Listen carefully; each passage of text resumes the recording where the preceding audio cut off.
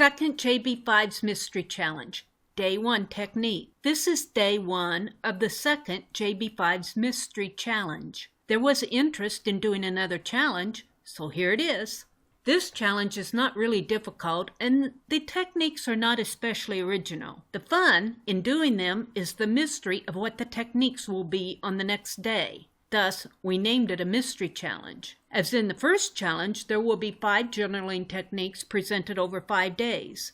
At the end of day 5, your art journal page should be complete. Since there's some interest in doing another one of these challenges, I thought that we would get started in another one.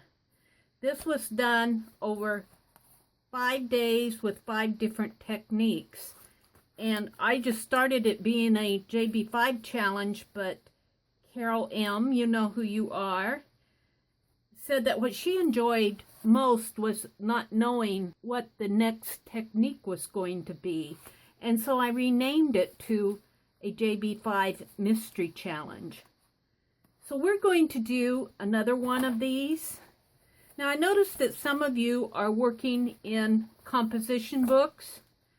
I've been taking my pages out because the book when I got it had some detached pages, so I'm going to do that again. I'm going to remove a page.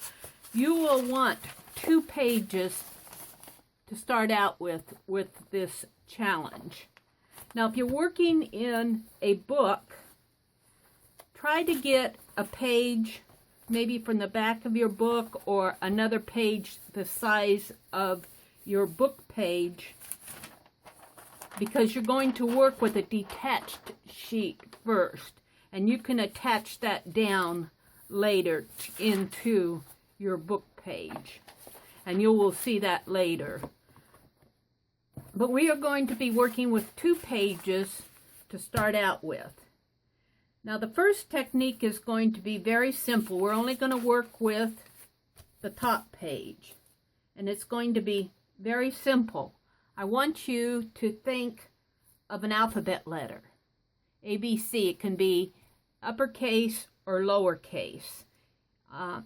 Don't go with the numbers or special characters yet until after we do one of these pages, and then if you want to go back and use a different character, you can do that.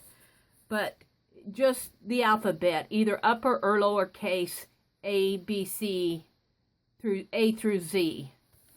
And if you want to pick a letter of another language, if you know Japanese or Chinese or Hebrew or Latin, Greek, whatever, if you know what those alphabet characters are, you can choose those. But I really prefer English for mine because I know what I'm doing and I know what I'm writing. And all I want you to do is draw that alphabet character on your page.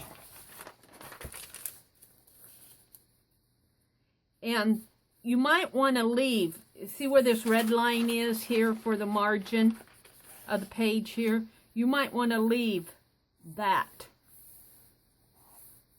And you want to make this a very large letter because you want a lot of, let me draw mine and then I'll talk about it.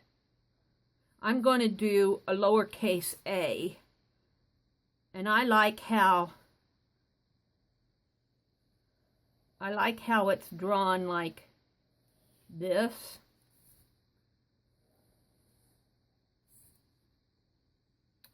And let's see, I think I'll bring it around like that.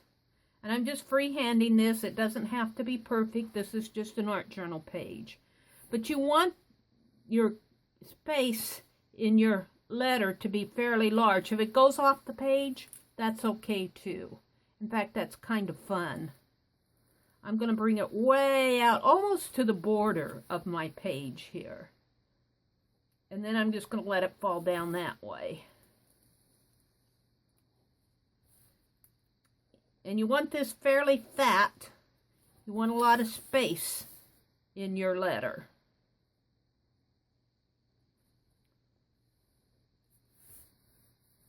Okay, so I have In fact, I'm going to bring this down a little bit more. If you need to, this will all be covered up anyway. So if you need to do any readjusting of it, go ahead. Don't worry about if you have some marks in there that you didn't intend. So choose your letter. I chose an A. If you chose a letter like an M or a W, you're going to have a fairly tall and skinny letter. You might stay, unless you do a small N. A small N would work. A V would work, but anything like a W or an M, it'll work, but you'll have more slender legs, so I would stay away from those. An S might be nice. But be aware that you've got the curves in here. Okay? That's all that you're going to do for Technique 1. You're going to choose your paper. I took 2 pages out of my composition book. Do not, if you're working in your composition book, I noticed some of you were actually working inside of your composition book. If you're doing that, you can count your second page as the bottom page, so you don't have to tear it out.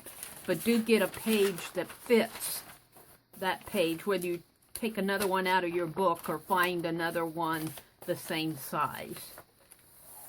And then you're going to leave, I would say, about an inch or an inch and a half left margin here, just for your, in fact, on this it has a red line going down there, just because you're going to possibly attach this back into a book that will need to flip. Okay?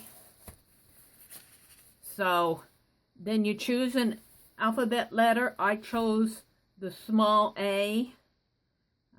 Anything like an M or a W may not be a good choice because you want broad spaces of your letter in here. So if you chose an M, that has 1, 2, 3, 4 stems to it, and they're going to start making that very tall and narrow, and the same way with the W. So I would stay away from those.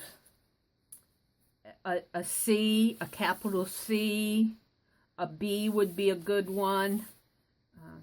The D would be a good one, but be sure that you have enough of your, if this were D, be sure that you have enough of this part of your alphabet over on this side of your page.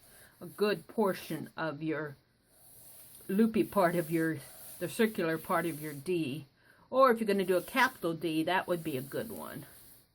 F would be a good one. G would be a good one, a capital G. So that's all for the technique for day 1.